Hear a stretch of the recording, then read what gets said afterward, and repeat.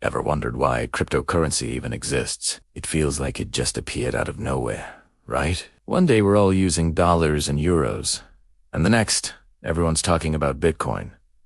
So, what's the big idea? Why did someone go through all the trouble of inventing this brand new form of digital money? The answer is surprisingly simple, yet it has the power to change everything we think we know about finance. At its core, crypto was created to solve a very old problem, the problem of trust. For centuries, whenever we wanted to send money, save it, or borrow it, we've had to rely on middlemen. Think about it. Banks, credit card companies, payment processors like PayPal or Venmo, they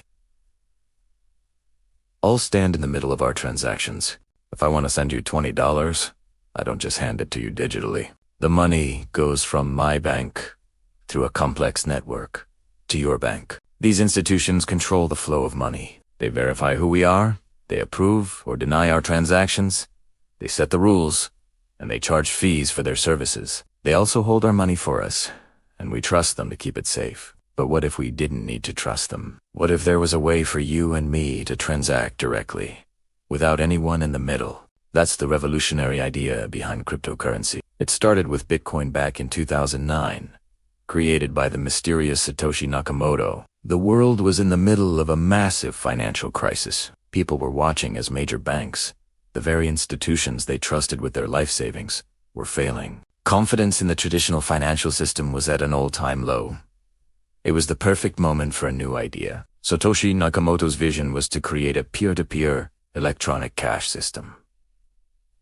Let's break that down. Peer-to-peer means person to person, directly, with no middleman. Electronic cash means it's digital, so you can send it over the internet just like an email. The key was creating a system where this could happen securely and without anyone being able to cheat. You can't just send the same digital coin to two different people, right? That's called the double spending problem, and solving it was the genius of crypto. The solution was a technology called the blockchain. Imagine a digital ledger, like a giant public spreadsheet that everyone can see. Every time a transaction happens, say, I send you $1 Bitcoin, it gets recorded as a new entry on this ledger. But here's the clever part.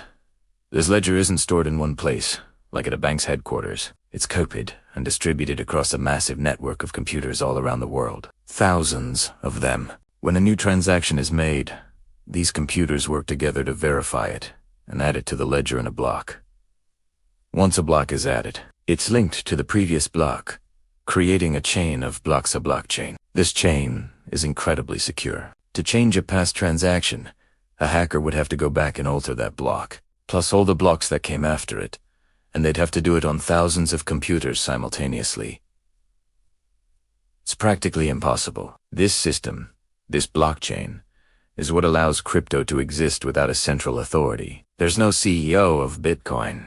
There's no central bank printing it. The rules of the system are written in code and enforced by the network itself. It's decentralized. This means a few powerful things. First, it gives you full control over your money. When you hold cryptocurrency in your own digital wallet, only you can access it. No bank can freeze your account. No government can seize your funds without your private keys. You are your own bank. This is a powerful concept, especially for people living in countries with unstable governments or economies, where their national currency could lose its value overnight. For them, crypto can be a lifeline, a way to protect their wealth. Second, it can make transactions cheaper and faster, especially across borders. Sending money internationally through traditional banking can be slow and expensive, with multiple banks taking a cut along the way. With crypto, you can send value anywhere in the world in minutes, for a fraction of the cost, directly from your wallet to someone else's. It cuts out all the intermediaries. Third, it's permissionless. Anyone with an internet connection can use it. You don't need to apply for a bank account or get approved by a financial institution. This opens up the world of finance to billions of people who are unbanked or underbanked. People who do UNT have access to traditional banking services. They can now save, send, and receive money using just a smartphone. Now, it's not a perfect system, of course.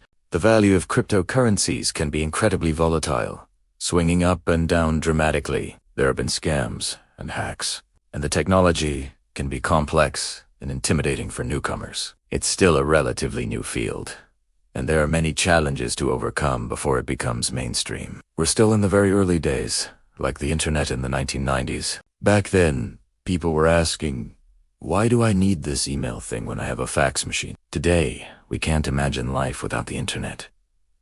So, why does crypto exist? It exists to offer an alternative. It's a grand experiment in creating a more open, transparent, and democratic financial system. It's about giving power back to the individual. It's about questioning the way things have always been done and imagining a new way forward. It's not about replacing traditional finance overnight, but about providing a choice. It's a system built on math and code instead of trust and institutions. And that fundamental shift is what makes it one of the most exciting and disruptive technologies of our time. It's challenging our very definition of what money is and who should control it. The journey is just beginning, and it's going to be fascinating to see where it leads. If you found this helpful and want to finally understand the world of crypto without all the confusing jargon, make sure to subscribe to the channel. We're breaking down these complex topics into simple, clear explanations every week. Thanks for watching, and I'll see you in the next video.